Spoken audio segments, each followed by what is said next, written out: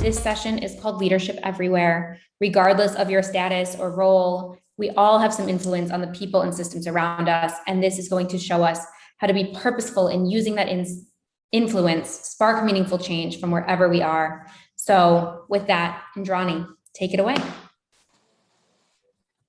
Thank you, Ariel. So you can hear me, Ariel, I suppose? Cool, super. So thank you, Ariel, for the lovely introduction. And thanks a lot to all the participants who have joined in this session. A little bit about myself. Before I talk a little bit about my own personal experience of what I think about leadership and why I gravitated towards this topic. So I'm Indrani Ghosh. I am an insights professional, and I have about 2 decades of insights experience. I'm based out of Singapore. I've been in Singapore for about a decade, doing insights role primarily in Danone. And also in the agency side with Kantar. Before that, another decade spent in India, which is where I come from, also in Kantar, as well as a couple of other client-side jobs. I was super interested and excited when this topic came to me through Emma, and I really wanted to share my experience about, or my thoughts about this topic, also because of some of how I've been feeling lately, and some of my personal experiences. One of the things that that for example I have, and one of the things is really that when it comes to leadership, it is stupid idiot.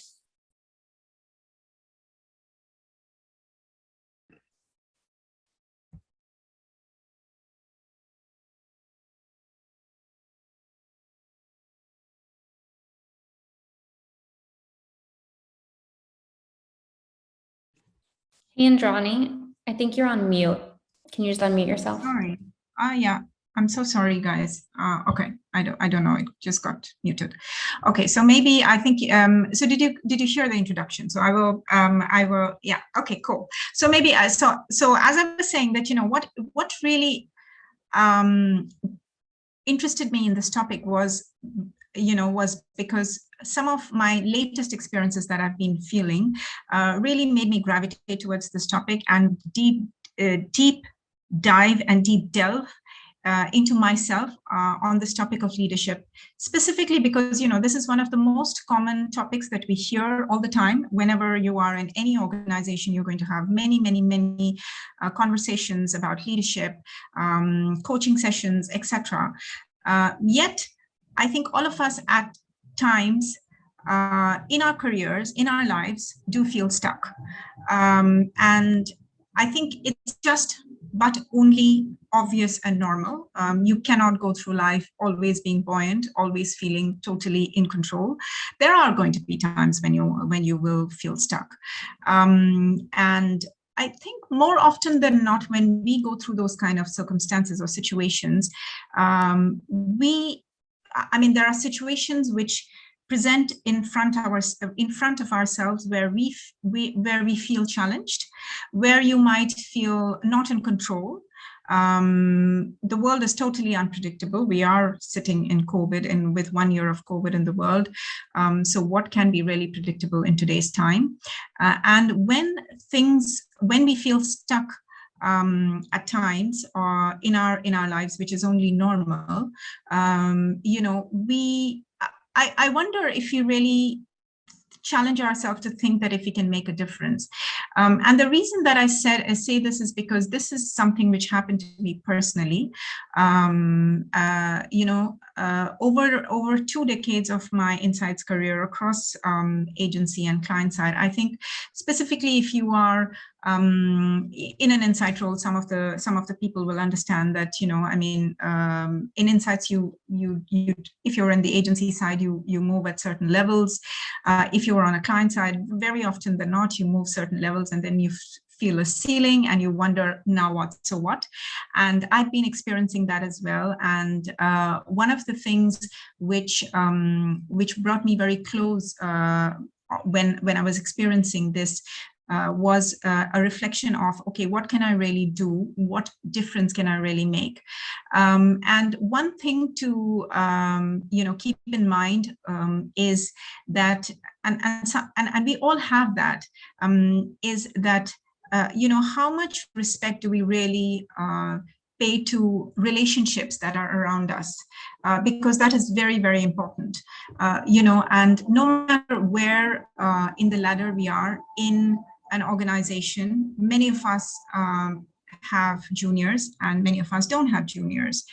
Many of us are leading teams and many of us are not leading teams. Many of us are at different ladders within the organization. But one thing what we all have is what is called a sphere of influence, which is peers. All of us, whether you are a senior or a junior or the lowest in an organization, you will have peers around you with who you work day to day, with who you have relationship with your day to day, and that is your sphere of influence.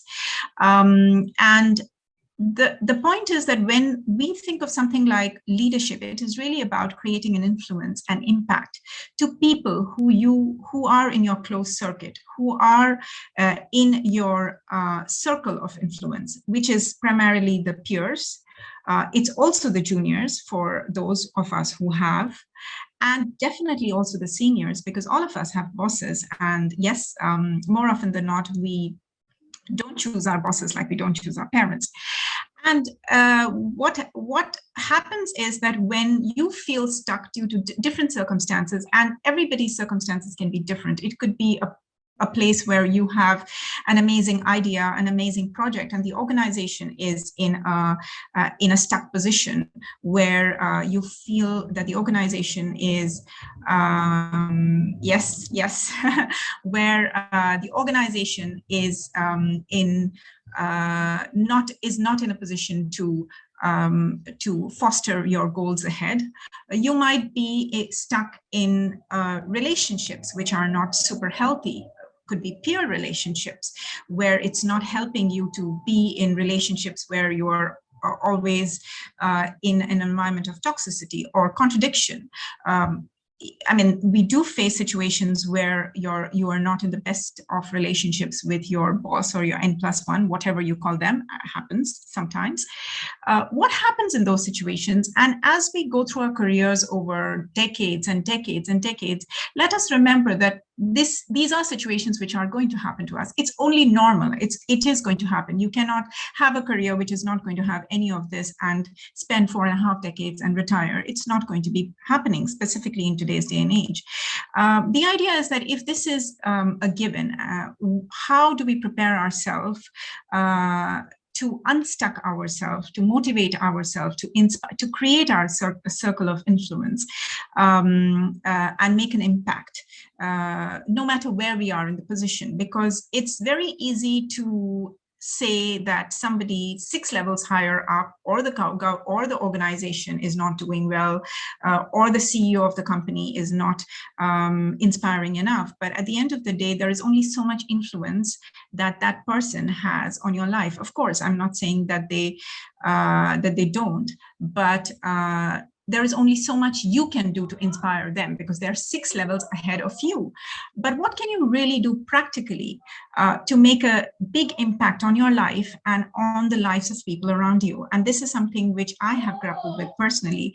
That's where I really understood this concept of sphere of influence, where it is really about having and fostering relationships with our peers, creating the trusting environment that is needed, where you talk to each other, communicate your goals and ambition, and then navigate yourself and navigate people with you through a common purpose and through to a common goal.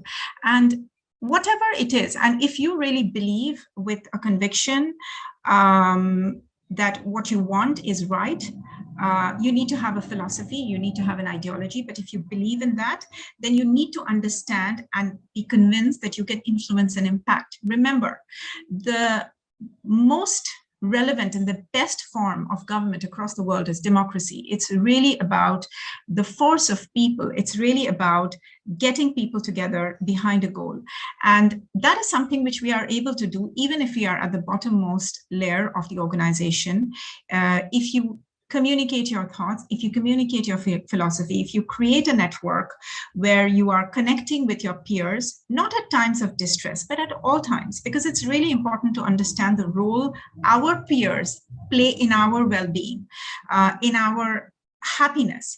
Because if the relationships, those relationships sour out, it impacts our well-being, our mental well-being and physical well-being directly. So what is really important is that we feel that we are able to do that. We have the power to do it.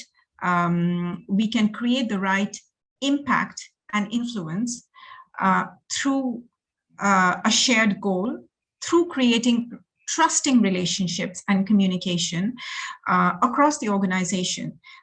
The other thing which I realized with my personal experience was also the fact that a lot of times we tend to recede back into our silos, and that could be even a team silo. But there are cross-functionality, there are cross-functional people all around us who are, in many cases, our peers, sometimes a level up and sometimes even junior, who can create a lot of impact in the purpose that we are in. And different cross-functional people come in our lives to make an impact based on the goal that you might have. So if it is about having the best of relationship with a peer, and I mean, we all recognize the fact how important team spirit is, how important relationships within a team is, how important trust is to have. We all understand that when it doesn't work, we understand how much it impacts our well-being and happiness. The point is, once we know it, once we realize it, what are we really doing to make it happen? If there are relationships which are not working out, are we doing something about it? Is there any trait that we show as a leader? Is there something that we are doing to make it better? Are there ways that we can influence these relationships through our conversations, through the trusted relationships that we build in our sphere of influence, which can create an impact and influence your life and the life of your peer group by improving the relationship, by improving the peer-to-peer connection.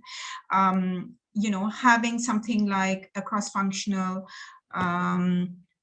having something like cross-functional connection with human resource or HR could be very, very valuable in these kind of times.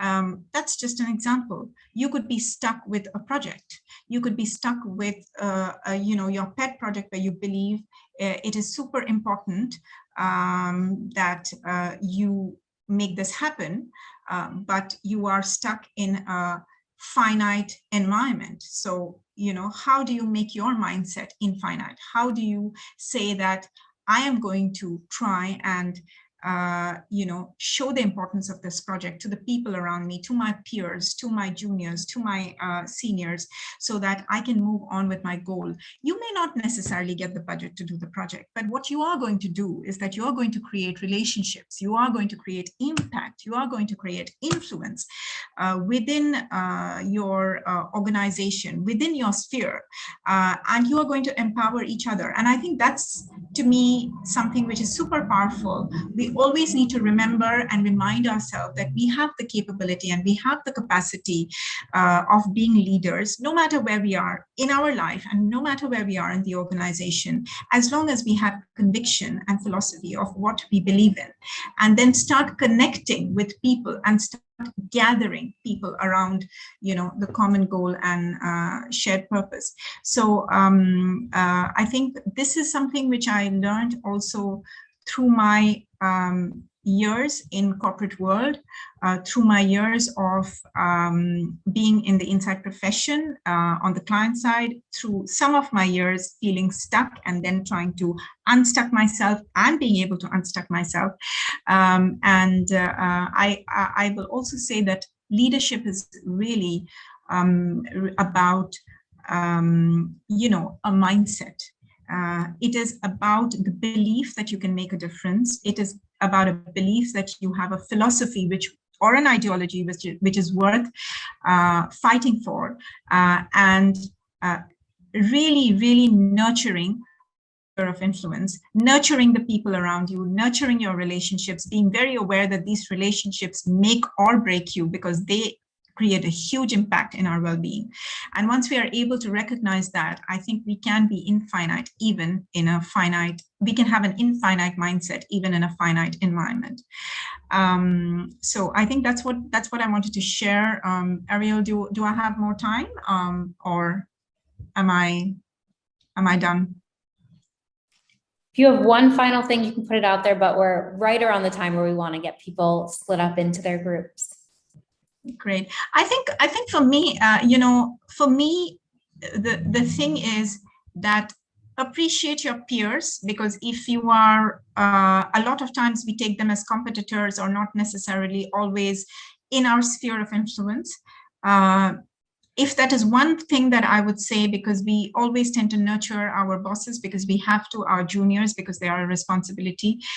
Take recognition of the peers, because there you will see that your sphere of influence grows by many, many, many folds, and you need to have that conviction that you can use the power of the many and power of this sphere of influence that you have with your peers to make a difference to everybody's life, starting with yours.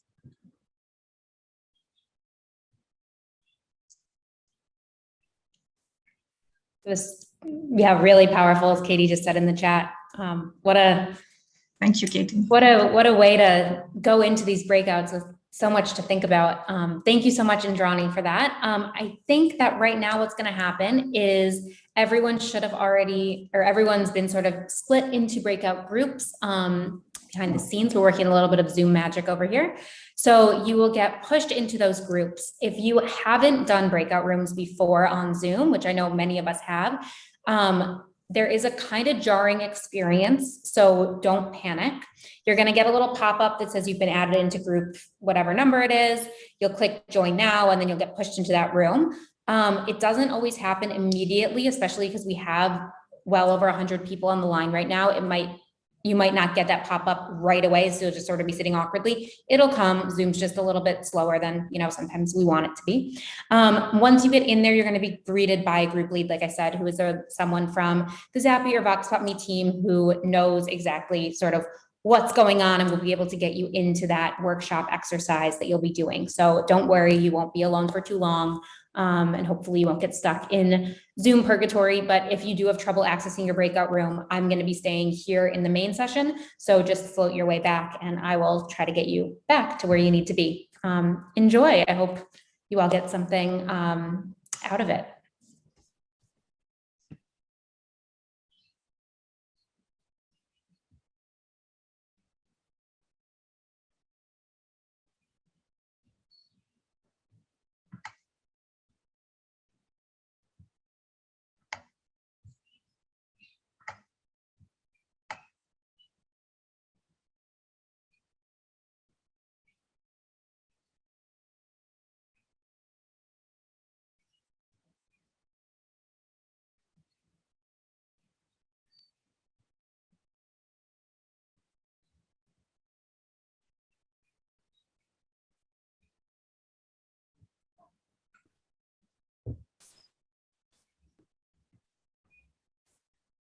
So everyone who is not a member of Zapier Vox.me should have been moved to a room.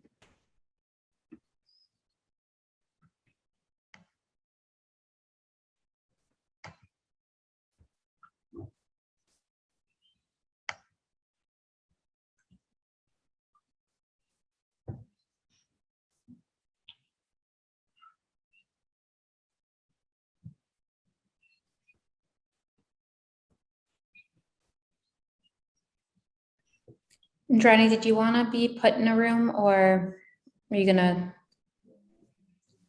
No, I'd love to be put in a room, Ariel. Cool.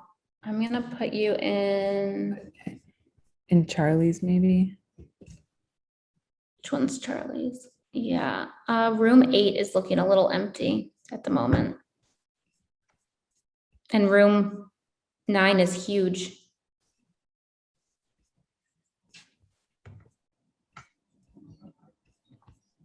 Yeah, let's put you in Charlie's. Cool. I'm not sure whether to. All right, Indrani, you should have just gotten the little pop-up to Yeah, join the room. I did. Great. I did. Thank you, Ariel. Yep.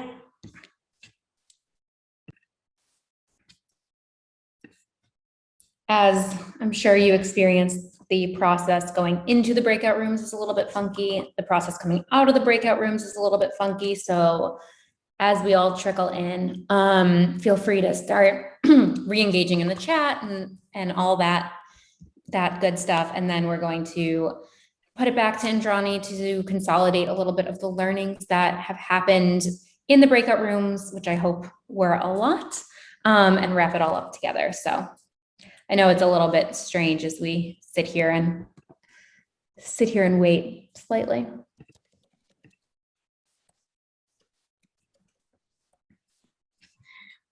So Ariel, I think we do have also, the small poll, right? So we can just maybe have once everybody comes in, we can just have them take it Yeah, quickly. definitely. Yeah, I can launch that in a minute. It's Yeah. a second. People are just slowly making their way back through the cyber waves from wherever they were.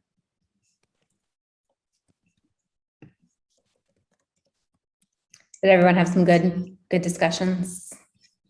Learn some things? Loving seeing all these virtual Insight Summit backgrounds. Super pretty. If you're not part of the Zappy Your Vox.me team and you want to use one of the backgrounds, they went out in the email yesterday that I sent. Or this morning. I think it was this morning. I've lost all concept of space and time, but they're in there, they're linked, so you can download them and pop them up and join the party. All right. I think Super everyone happy is to see all the comments.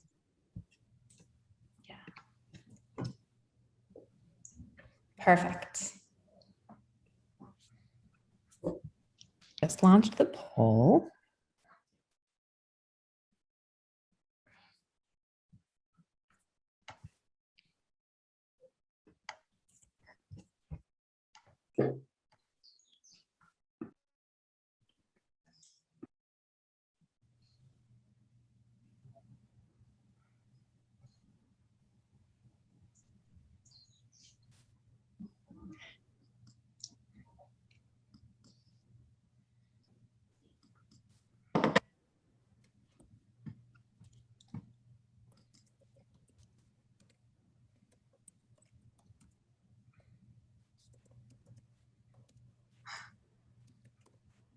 More seconds and then I'll close it.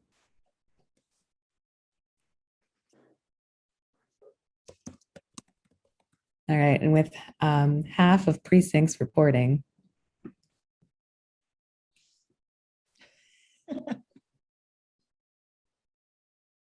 Powered, vulnerable, hopeful. Interesting. So take it away, Indrani. I know we have the group leads ready to come off mute and share any highlights.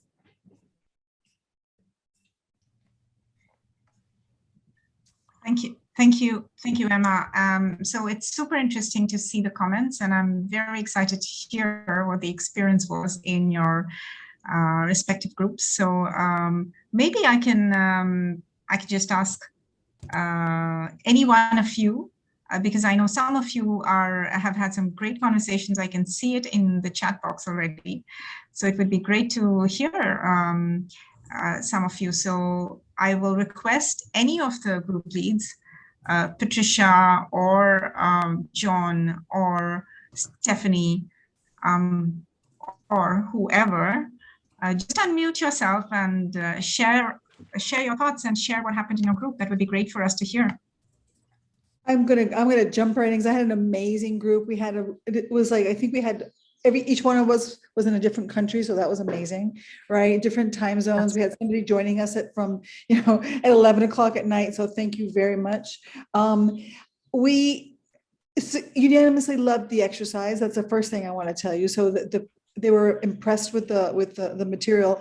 And when we thought about who was inspiring them, who they wanted to emulate, I was really impressed that most of them were, from different places of the world, but all of them encompassed or embraced the quick thinking aspect. One of our, John said that for him, it was his wife, who was his partner, Peel, role model. And she was really good at making, planting ideas and making other people think the idea was theirs.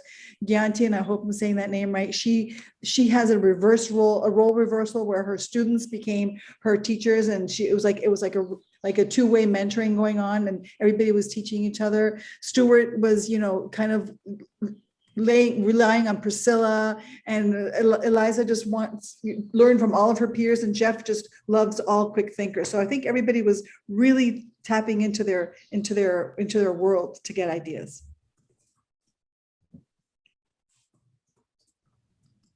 Indrani, Wow, I know you that's- were in our group. Oh, sorry. No, go ahead, Charlie. Go I ahead. thought the great takeaway from our group, it's pretty quick, but just asking people in a similar role for help without fear of judgment. Don't worry about if they think that you don't know Yes. something. So I thought I wrote that one down. That was a really great takeaway. So again, it was a good conversation and good exercise. So thanks for pulling this together. One takeaway we Great. had, one takeaway we had in our group was we tend to, myself included, sometimes just go to the highest level up of the person who will have the answer. So it might be a department head or the head of marketing or sales or whatever, you're in. Whereas you need to make sure that you're empowering those within those teams, that he or she may have the answer and might have that expertise instead, rather than going straight to the top. Let's try to empower those who are more on the ground within their different segments of expertise. Yeah, and thank you to my group. I love our discussion. So the things that came out about people who inspired them and showed leadership within our group was that they all gave them confidence. Every member of our group had people who bigged them up, talked to them, trusted in their expertise, knew what their worth was, and helped them to discover their own worth as well, which I think is so applicable. And although the scenarios were all different, it was lovely to see people finding inspiration in those other people who can just go, no, you've got it, trust yourself, and then feel the confidence to go on and achieve great things. Yeah, we had to rush a little bit through it, but we did speak about the fact that everything is influenced by politics and the hierarchy in the company and what's valuable in the company, right? And every function has a different definition of what value is, and all those definitions need to be considered somehow. So Insights, it has a seat at the table, but it doesn't have its own function. So we did talk about the fact that when Insights works cross-functionally, it becomes more clear what is the value that they can add. So it's just a bit about bringing people from different functions into it as well. Our small group talked a lot about, similar to Lucy's group, it sounds like people that inspire us. And Karen was telling us that, the person she likes to emulate is someone she feels like, because they're so influential, they help empower those around them to be able to share their voice. And I think that was definitely someone I think we could all want to emulate. And then also being able to be a mentor back to other folks as well. So kind of having a dual mentorship relationship was something that Julie shared with the group as well. And someone I try to emulate can literally bring a laugh to a room full of people of all backgrounds. So that's someone I try to emulate as well. So cool to hear about all the different conversations that happened in the breakout rooms. I was sort of sitting here in, Zoom purgatory, waiting for other people to come in and out. So I didn't get to be part of any of the conversations, but it sounds like a lot of really interesting things came up and a lot of different diversity of perspective and stages in that leadership journey. I am conscious of the time, so I unfortunately have to put an end to this discussion. But as I said, One of the really cool things about being in Cadence is that there is the live feed, which means that you can talk to anyone who's in the entire conference. We have about 2,000 people in there right now. Or you can directly message someone. So if there's someone in your group or your group leader, Indrani, that you really want to connect with and keep the conversation going, definitely connect, reach out, start that chit chat. And thank you so much, Indrani, for kicking off this discussion and leading everyone in such mindful and thoughtful exercises, and for actually joining one of the breakout rooms yourself and participating in that. Really appreciate having you on board and having you on board super late at night over there in Singapore. Thank you. It's shorter than 11. It's shorter than 11, but pretty close to it. But absolutely love the session. Thank you, Ariel and Emma, for inviting me in. I loved the session, and I really love the group interactions and everything that I heard in the group. I think it was fantastic, and all the best to every one of you. Hopefully, you can go back with some thinking about your sphere of influence and expand it, influence it, impact it. Yeah, absolutely. Well, this has been a lot of thinking. We have a lot more thinking today. This is the first of 3 studio sessions, but now we are going to take a little brain break, get some at-desk movement going. So hop back into Cadence, follow the link to get in there, and I will see you all over there in a minute. Bye, guys. Bye, guys.